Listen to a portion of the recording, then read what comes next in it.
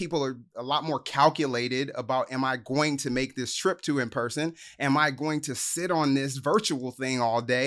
We're heroes. We found it. This is what events are all about. We got it done in the nick of time.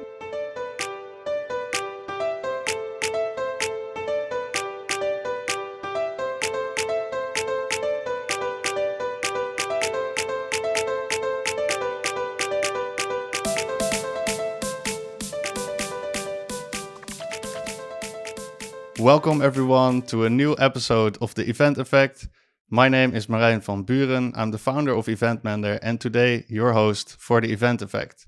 I'm joined by Martin, aka DJ Graffiti, and Kathryn, one of the very most inspiring event marketers that I came across, both actually my very good LinkedIn friends. And in order to get to know each other a little bit better, we start off with the question, how did you get started in the event industry? Martin, maybe you would like to start this one off. All right. Thank you so much, Marijn.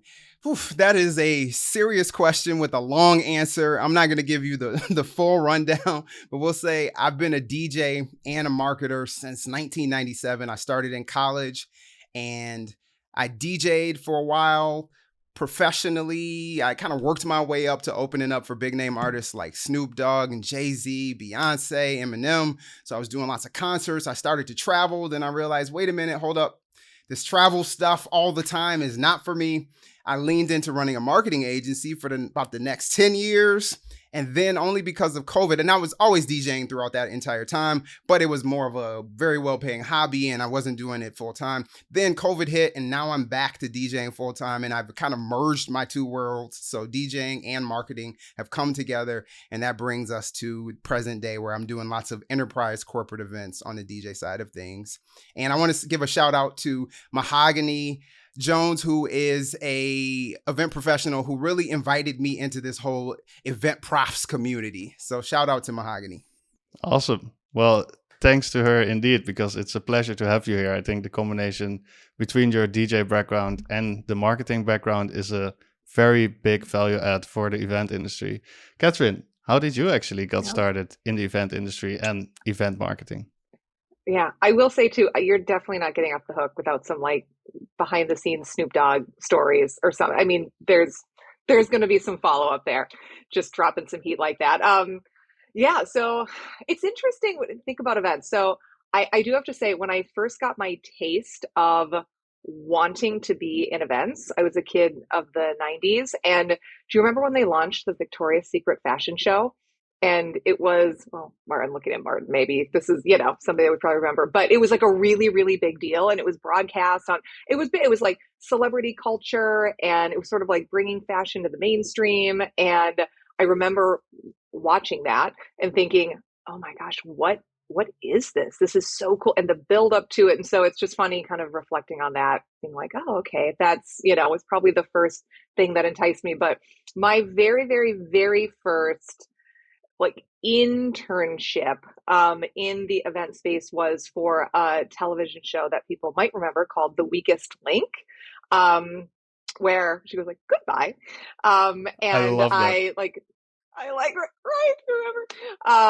Everyone thought she was so mean and I never got to meet the host, but I was taping cables down and, making copies and doing all that. But I working on some of their events and sort of how they were, bringing in contestants, and it was really interesting. But then I went on to work for a local true events and publishing agency here in Minneapolis. We were doing bridal events, corporate events, group tour events. And it was really interesting. I was on the sales side at that point, but it also trickled over into operations and then PR heavily. And I stayed sort of in the sales space for a long time, creating partnerships, a lot of bespoke events and helping clients design for them, but then also measure how they would perform. And that's what kind of gave me the interest in marketing, is they didn't want anything to happen just in an echo chamber. It wasn't just enough for the event to have happened or for them to have a big sponsorship or a presence at the show. They wanted, what's the pre-event exposure? What's the post? How is this all working? How is it performing? How are we measuring? And I just kept getting more and more into that. And then that became sort of my natural progression into event marketing. And I've never looked back. I love it. Awesome.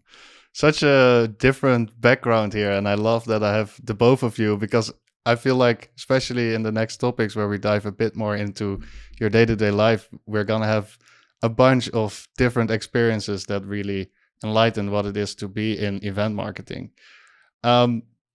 Martin, to start off with you, I would love to hear like what is kind of the trends that you're currently seeing, or what is going on in event marketing. Well, I would say probably the biggest trend that I'm seeing is everybody trying to figure out what's going on right now and what is the current status of events in general. And it's not that everything is, bad, but we've had COVID, right? That is still kind of lingering and hanging on a little bit. So you've got the return to in-person events, and maybe the numbers aren't quite the same as what they were prior to COVID. But then also we've got virtual events where the numbers aren't quite what they were during COVID, right? And so everybody's like, where is this all going to settle out?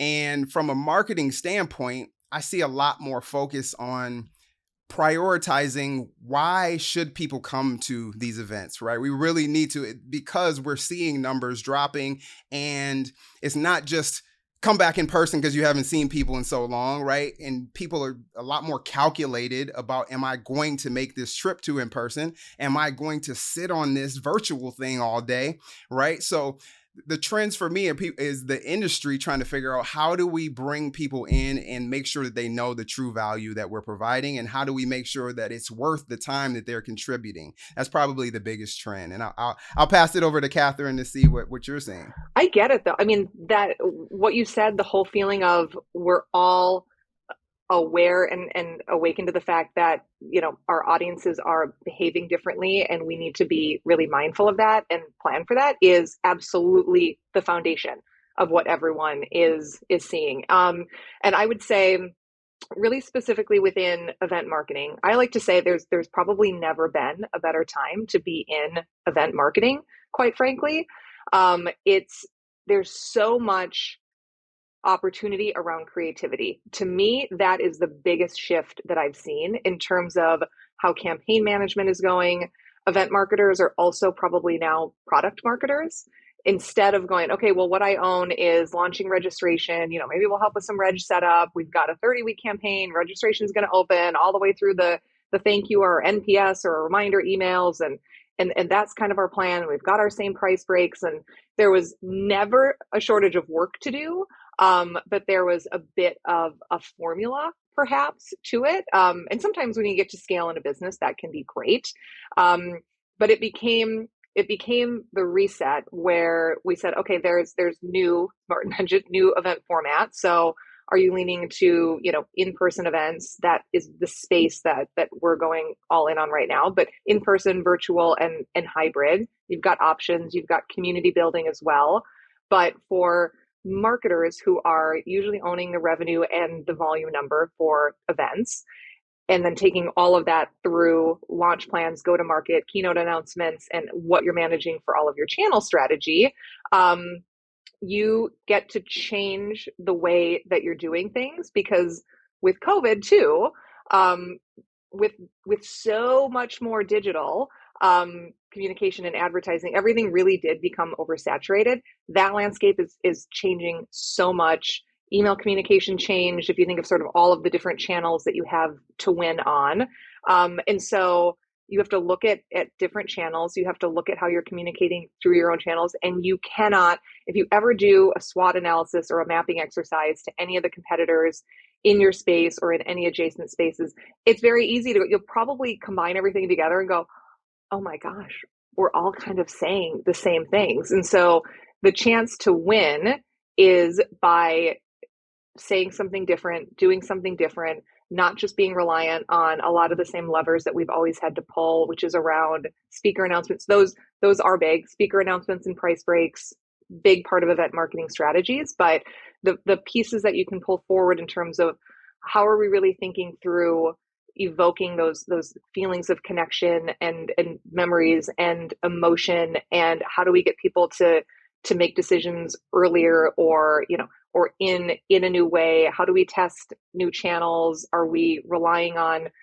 we as marketers, depending on where you sit within the marketing function, you get really tied to attribution. Where are we getting everyone from and what channels are converting? I've also seen more of an openness to brand and kind of doing the things that you need to do to build a moat around your event, as opposed to just living in that direct response channel. So for anyone, whether they're in social teams, product teams, brand teams, generalist specialists, it's a really exciting time because everyone's just willing to shake things up. I love it. Is that for you? Do you recognize that as well, Martin? Yes, of course. Everything Kathryn said, exactly. No, that was supposed to be a joke. You all were supposed to laugh because that was such an amazing answer that Kathryn just gave. It's like, how do I even touch that? How do I even come close? But so I would say my perspective is a little bit different because although I am in events and I'm an event professional, I'm not the one who's generally behind the scenes of actually putting on the events, right? So I'm watching it somewhat from a distance as a marketer. So I'm still able to kind of see and then I'm involved in it, but I'm not the person who's running the campaigns or looking at the data when it comes back from the campaigns. I more see the effects of it, right? So when I get there, I'm there to DJ the event and I'm saying, attendance is a little light. What didn't happen, and what did I see at this event that didn't so much happen at that event, right? So I think, like I said, everything that Kathryn said, I was right here for it. I think silos are coming down in general, right? And so now we're less at a point where you can just have this one little focus where you can just be like, all right, my job is to just get people to my event. Now it's like, well, you get people to your event, but is it actually converting into something after the fact, right? So it's not just about your one little piece that you have your hands around. It's about the whole and how all of those pieces fit together. I'm even seeing that within the event itself. My role used to be, I was at the after party or I was at the conference celebration, but now it's much more likely that I'll be doing little bits and pieces throughout the course of the event, tying everything together. And I have talking points that are driving lead generation, right? Whereas before it was like, just get over there and play some good music so we can party. So I think event professionals, especially event marketers, are called to bring everything together and realize how are all of these pieces working together in ways that may not have been that they may not have been prior to 2020, 2022. Yeah. Can I just build on that? That is so spot on. And actually your perspective as someone who is, because it's so easy to get myopic when you're sort of get inside the four walls of an organization. And the fact that you have the perspective on being a speaker, if you're like, it's probably a lot of the communication, working with the organizers in that way, performing throughout these events, seeing at such scale how many that you're partnering with them on, and then also getting the view of an attendee. But I feel like your perspective of, which events are light and which feel really well attended, like the playing field that you have to see with that, I guarantee you're seeing all the trends of like, interestingly, they did this really well, or there was a lot of social referral pickup, or like here was the follow-up plan, and like here's how it turned into a piece of content, or a follow-up campaign, or this was pulled into social graphics, or then this became a smaller round, right? Like weaving that thread through. So it's interesting. I always say it's hard to have perspective on events unless you are taking the time at some point in your cycles to sit in all those different roles and see what it feels like to be a sponsor, to be a speaker, to be, to attend an event and to actually walk through that. And it just gives you the visibility and probably a little bit more of the empathy that we all need to pull out and have a little bit more context sometimes, because we're just like hammering out the to-do lists every day. I couldn't agree more. Like some real life experience as in actually being in that situation. I think that gives you the best perspective and also helps you to add that as a more in-depth level to whatever you're doing with event marketing. With that, I was quite curious, like, can you give us some real life examples of what you're currently doing in events or what you came across recently, maybe regarding to what we just spoke about on the trends? Martin, can you start off? Man, that is a great question. So may need to take some time to think about it. I can talk about what I'm seeing in events, I want to make sure that we don't lose the topic that we were just talking about, and I can kind of tie things in. So I would say, just in general, what I'm seeing most, and this is being driven by data, is the idea, I would say, shorter sessions. That's one thing that has definitely been, that has come out of the data of events. So how long are attendees actually sitting in a particular session, and how much are they taking in from that session, has caused shorter sessions across all of events. And that's not necessarily a marketing thing, but I think it's a function of the data that we've collected from events that has then come back into events. And we realize that, if I don't make people sit through an hour and a half, then maybe I can keep them over the course of the entire event, right? So if I'm trying to sell things at my event, it's more likely that if I have a faster paced environment, I will get to the point of actually selling things at my events. And so I think, I need a little bit more time. I want to pass it over to Kathryn. I need a little bit more time to really give good thought. And I have lots of examples, but strangely, I realize I'm on the outside looking in when it comes to the marketing of the events, right? I'm a marketer and I do my own events and marketing, and I always have something to say to contribute to somebody else after I watch what they're doing. But in terms of event marketing advice, I'm going to leave that to Kathryn, and then we'll piggyback after you drop some points in there. Okay, cool. I got to tell you, I'm going to be looking for your LinkedIn follow-up where you like audit the best marketing that you see and be like, this works, this doesn't work, because that perspective is insanely valuable. Yeah, I think there's two ways to look at sort of the landscape right now. One is the product and the event design side. So what Martin was saying, what is actually happening at the event? And this could be, I mean, maybe some of the examples I'll give will be in person, but this could be virtual. So what are you designing? That is your product. How are you going to fulfill your audience's needs? Has your audience changed? Are you clear on that? Are you having, growth sectors that you're designing for? What is your balance? Are you leaning more into networking? I would argue that organizers should be a lot more intentional about networking. Audiences are going to hold you on the hook for that. They cannot just walk into a ballroom and go like, oh, okay, well, let me just needle in a haystack and find who I should talk to here. So there's the design piece, and that has to be, and hopefully we've all gotten to this place, but you have to be joined up on that, because marketers have to know it's probably going to be designed by your subject matter experts, by your editorial, by your content teams who could be from the industry, or clearly they're spending all of their time, planning for that programming, deciding what those, thematic outputs should be. Are they doing intentional stage design? Are your stages changing? Are the names of your stages changing? What are the content formats? Are they shorter? Are they more in depth? So that piece is critically important, and your entire team, and certainly your marketing team, needs to know that, be joined up on it, have input on that. And then you have the actual amplification. Okay, marketers, we're going to go do our thing. We truly fundamentally understand the product and the roadmap, so we know the timing of when we can announce what those big pieces are, when we should sort of drip that out.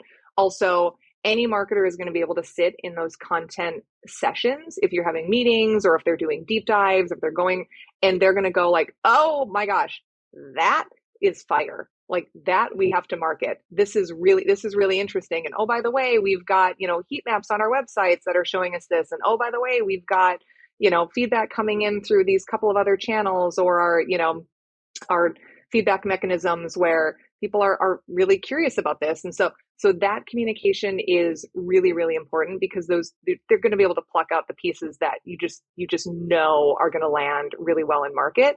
And then in terms of the actual campaigns and creative execution, that's where your teams really need to light up and get excited. So a couple of things that we worked on, if I just think of sort of the day-to-day in the last couple of weeks, for Money2020, which is the event brand that I'm working on, we're global, we're a fintech brand. It's a really cool sort of edgy, fun industry, and that's our outlook for the brand as well. But we launched a keynote, and some of our thought process around that, it was sort of saying, oh, it's the former godfather of PayPal, and so we did a whole thematic launch around that, sort of playing off with copy, getting everything teed up in terms of graphics, how we wanted to like weave that through all of our channels. So that was one of the big campaigns.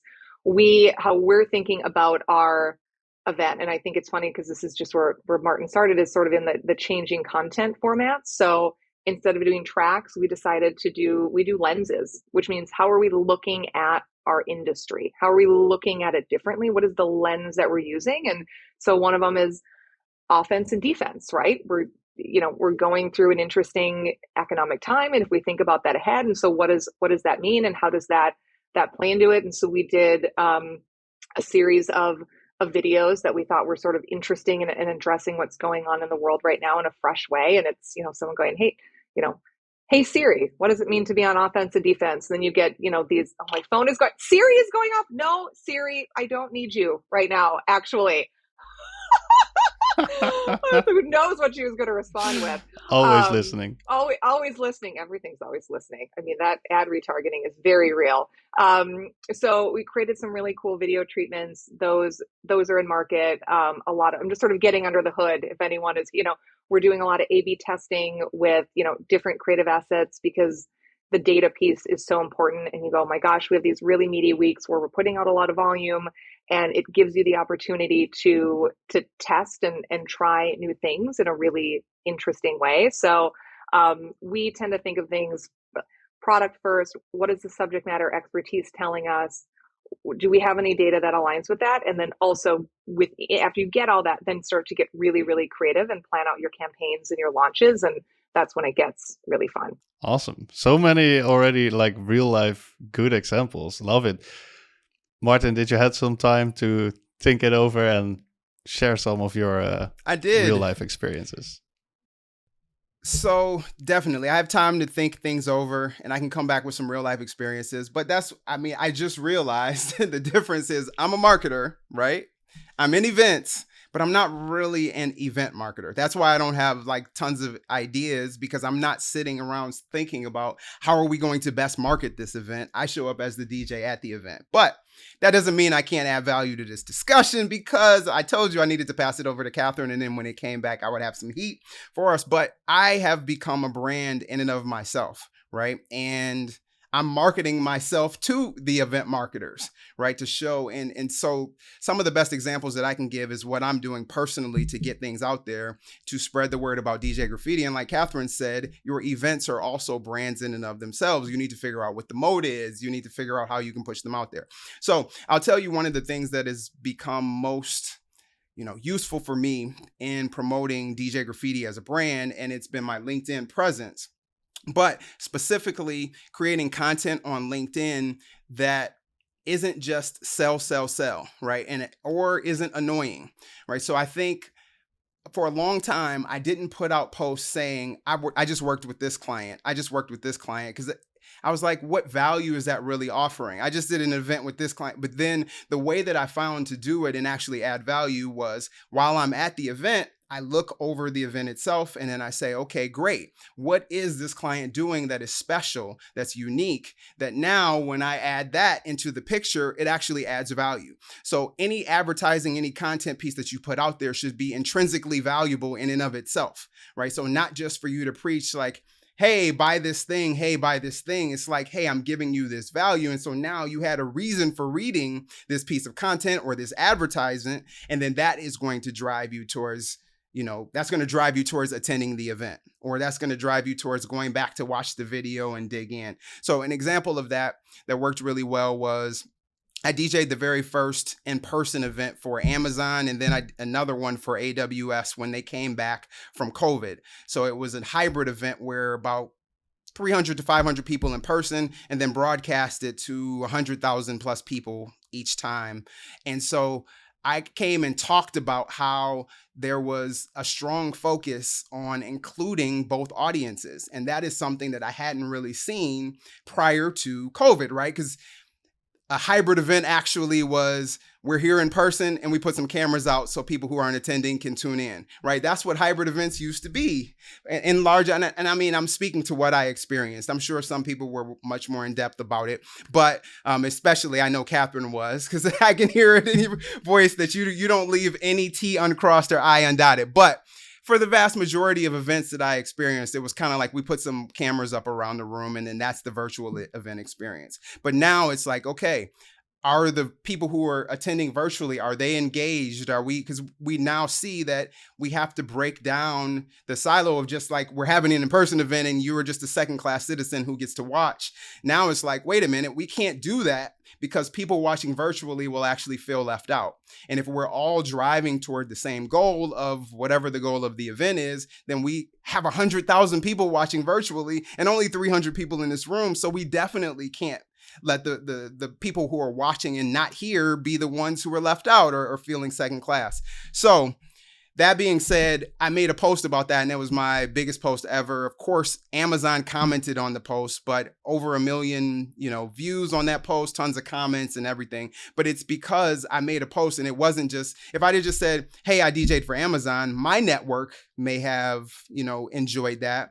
But the fact that I actually brought in what Amazon did well, now all of Amazon's people shared that to their network. The Amazon itself shared it and amplified that post, and that's why it really took off. Whew. So that's probably the best example that I can give you. Let me tell you, that's amazing. Can I add one thing really quick? Because I think you said something really powerful. Well, first of all, I was going to say kudos to you for being an example of saying like, I want to think on that, because like none of us just ask for time to process. And it's like, it was so powerful and amazing what you came back with. But what you said was, as a personal brands have been at the forefront of exceptional marketing.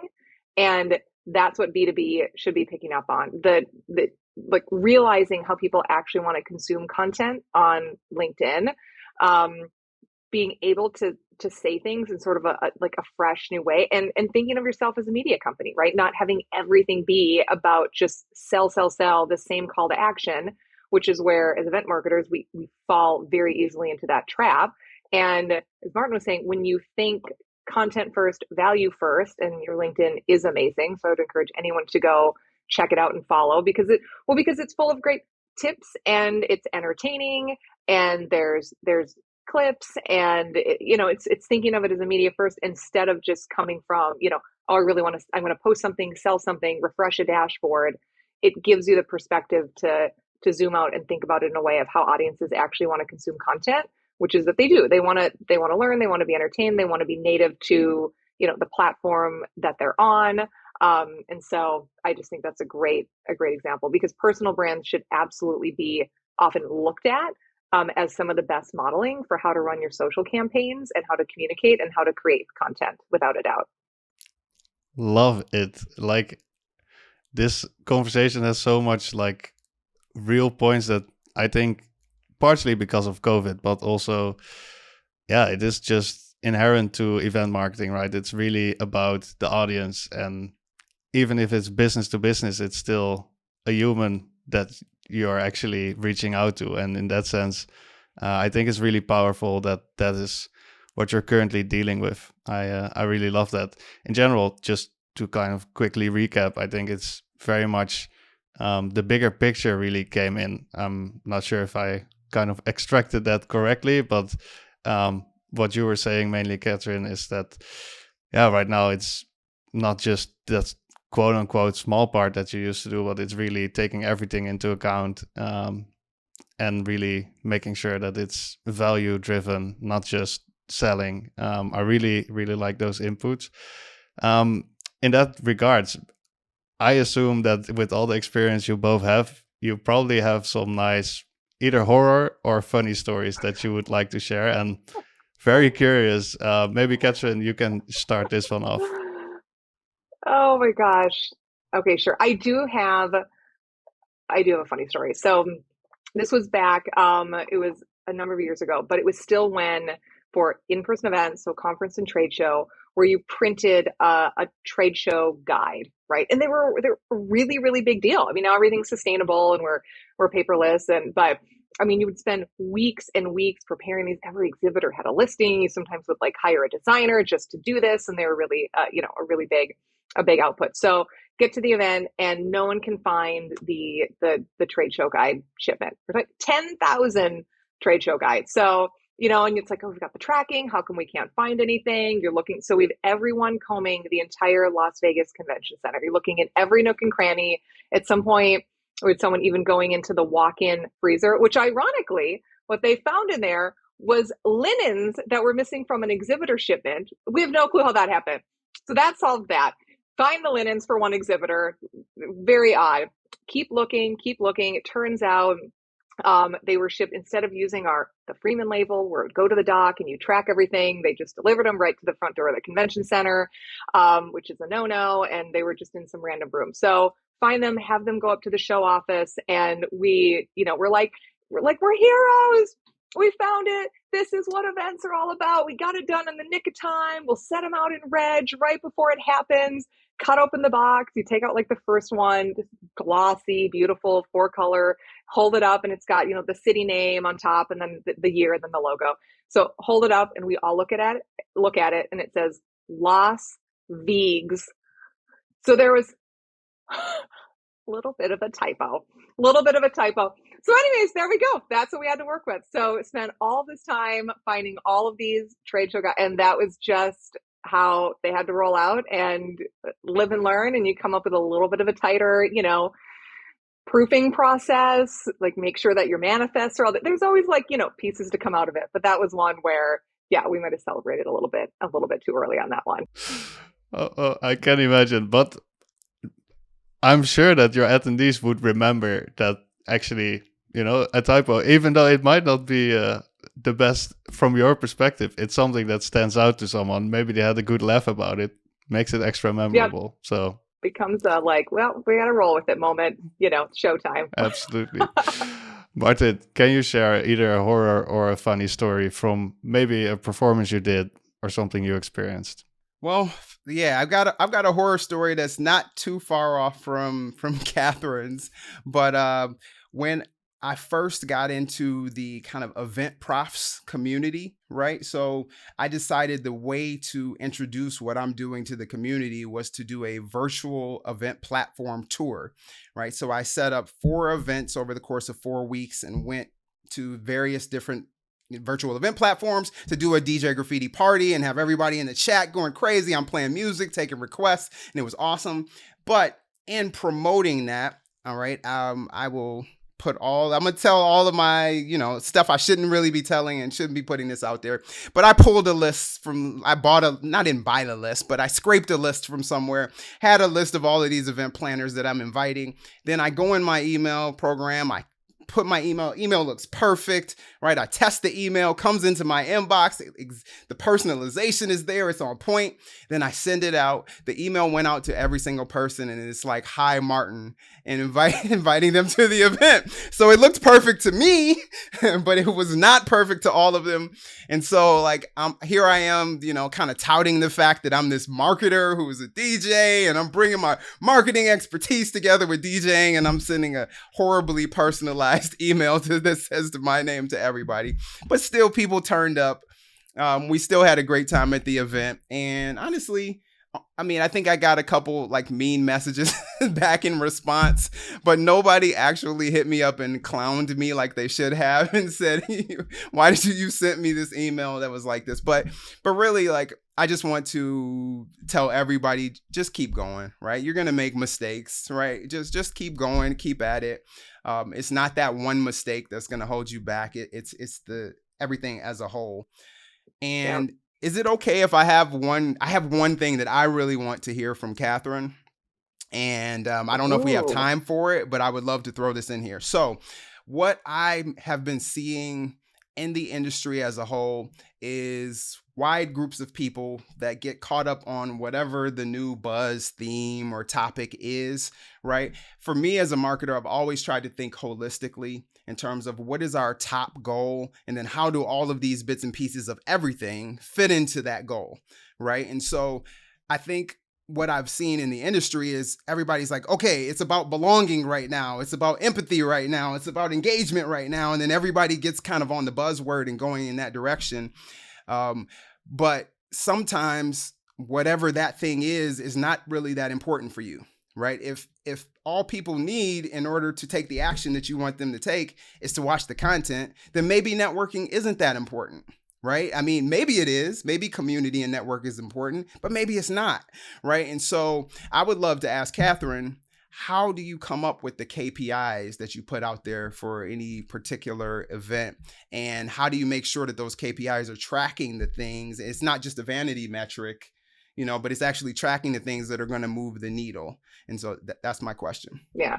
Well, it's a really good question, because if you're just jumping on whatever the thematic trend is of the moment and assuming that that serves your audience and serves your customers well and is exactly what your brand needs, that very well could not be the case, because absolutely every single vertical is going to be different. Every single audience base is going to be different. You can have like they only care about, their continuing education credits, and, networking is not where you're going to win. There's other audiences where they're going to say, oh, I'm here for technology. I'm here for meeting setup. And you really need to make sure that you have a mobile app or a matchmaking, or you need to lean in on AI functionality because what their expectations are around that, as opposed to fun evening parties. That's a nice to have. So one, you're exactly right. And it's easy if you're just kind of, refreshing LinkedIn all the time, or maybe joining certain events, which you do. So it's like all those things, you're probably the best like trend hunter. You're gonna be like, oh my God, well, I was on, 12 events in the last 2 weeks and I heard everyone mention this. And it's like, but then you're doing events and you're like, well, I don't know. No one really cared about that. So that's really insightful, first and foremost. But the way that you stay connected to what your North Star needs to be is you have to have a level of subject matter expertise in your organization, and you have to have a way to connect to active customers, and you have to have a way to connect to prospects through potentially a research arm or audience insights, because customers are, right, they're going to have a very different relationship with you, and you can get a lot of feedback coming through that, but that's going to be very different than sort of markets where you're underserved, or why people aren't opting into your experience, and why that's capping growth. So it's good to kind of have your finger on the pulse of, I think a good example is like everyone talks about, oh, okay, well, maybe we want to build a community, or we want to build a subscription base, or we want to, everyone's they're doing business 365, not just 2 days out of the year. And so we need to be that resource for them. But if you look at the industry and go, wow, actually, okay, we audit it from a competitive landscape, and it's completely saturated. There's market leaders that are doing a phenomenal job. There's not room for us to insert ourselves in terms of a content platform. We've also talked to our customers, and interestingly enough, what they're trying to solve is X, which is nothing to do with us just producing more content. We could actually achieve that 2 days out of the year if we just added, this networking functionality at our event, or did this for our alumni, my base, or our enterprise clients. And oh wow, that's the thing that they want. And then you also go, oh, okay, well, we're going to do a level of surveying, audience insights, and we're going to see where more broadly, other than a relatively, globally speaking, small subset of buyers who are our customers, what they're thinking, the challenges that they're tackling. And then you get that and go, oh, okay, so our customers are here, more broadly speaking, this bigger subset. This is what's on their mind. These are the challenges that they're trying to solve. This is, what they're interested in, what their budgets look like. It's funny, we've been chasing these competitors. When we were doing research, these are the 4 platforms that they mentioned as nothing to do with this, where they're getting information. So then you take all of that, and then you form it into your, okay, what is our North Star? I would argue that, having more than 3 is probably really hard for anyone to manage, but you have it roll up into one main goal. I'd say ideally 3 quarterly goals, because you have to have KPIs for everyone, certainly in your marketing function, that fits. So if it is revenue, or a launch of X, or, this level of volume, or this level of growth, you can still give KPIs for each individual that aren't just vanity metrics, because you do have to measure it at a certain level of progress and at the channel level. So if you say, okay, well, we are looking at this as an omni-channel campaign, and likely if we see brand impression share increasing to this, and we see our web traffic increasing to this, and we're doing a series of, virtual events as a lead up, and we're seeing 35% growth there. Those are all the leading indicators that we believe will get us to where we could close X percent of business and drive revenue, if that's really what your funnel looks like at this point. So I'd say having a process for having the right conversations and not just assuming that you can solve everything internally with your team and thinking like, oh, well, we know absolutely everything that we should do. And then making sure that everyone on the team does have that one North Star, but they have 3 very clear KPIs that they know how they're connected to it. And then revisiting those every quarter. It's probably a little specific, but that's how I would actively roll that out so that you feel like everyone is joined up in what you're trying to achieve and not feel like you're just chasing something that isn't really applicable to your audience at all. I'm sure our listeners are writing this down. I'm not sure, Martin, if you did, but definitely watch this back because that's some very good advice right there, Kathryn. In regards of advice, maybe Martin, for you, what is the one thing you would like event organizers to know right now? Wow. Okay, I'm going to try to give this quickly. I was taking notes on what Kathryn was saying, so I'm going to reiterate a point she made and before giving my own. But Kathryn talked about speaking with your customers. I think that is so important. I always advocate informational interviews, right? When you can just sit down and have somebody say things in your own words. And this was something that Kathryn said the last time I heard her speak was take their words and then put that into your marketing and make sure that you're not using it just in the way you want to say it, especially in the marketing speak, but use the actual words they use about the pain points and the problems they have and the solutions that they're looking for, because that's what's going to resonate with them. But for me, what has allowed me to separate myself and set myself apart from a marketing standpoint is something that I call the REO method. And these 3 words are unique in that the word itself tells you what you should be doing. So that is be remarkable, that is to be extraordinary, and outstanding, right? So remarkable being worthy of remark. If people aren't talking about you, then whatever you're doing is not worthy of remark, right? They need to go out after the fact and talk about it, right? Be extraordinary. So you got what's ordinary. That's the best practices. That's the general thing that everybody wants to do. What are you going to do extra on top of that that's going to set you apart? And then outstanding, you need to stand out from what everybody else is doing. If you really want to be able to put your marketing out there and have people recognize it and say, oh, wow, they need to understand what your brand is. They need to understand your USP. How are you unique and different from everybody else? The only way you're going to be unique and different is to figure out how you stand out. And one of the best ways to do that is to niche down. All right. So that's it for me. The REO method. That's the thing I'm leaving. That is so good. And everyone needs to go read your LinkedIn post on niching down, because I read that and that was amazing. So, that's an incredible framework. The only 2 things that I would add is I would actually say that everyone has to be empowered to take care of themselves right now. Events, we work really, really hard. We're kind of always hustling to some degree. There's the next thing that has to get done, and it can be really easy to burn out. And we've seen a lot of that. And so it's a time where everyone needs to continue to prioritize their health, their well-being, their mental health, and just make sure that regardless of how busy things get, that is always a priority. And I think the more that we all say that, the better. And to just be a student of marketing. It is always going to change. Follow, the voices that resonate with you, listen to podcasts, follow Martin. Really tap into the ecosystem and just know that being a student of marketing and of events, attend events, speak on events, that will give you, no one has all the answers. No one knows exactly what they're doing. The way that we keep getting this intel is just by being a part of it, being on the platforms, posting ourselves, learning it, trying something, testing something. That's also why it's so important to share when we make mistakes, because it doesn't all fall apart. It doesn't end everything. And it's much better to act and try and go with a level of speed than to just not put anything out there. So I think, those are the 2 pieces that I would add. Such two amazing tips, or actually three, kind of, if you combine them, and with the rest of the episode even more. But really love that, especially also taking care of yourself, but also of others in the event industry. Very important one. So good one you mentioned. And you said follow Martin, but I highly recommend our listeners to also follow you, Kathryn, because you share also a lot of insights.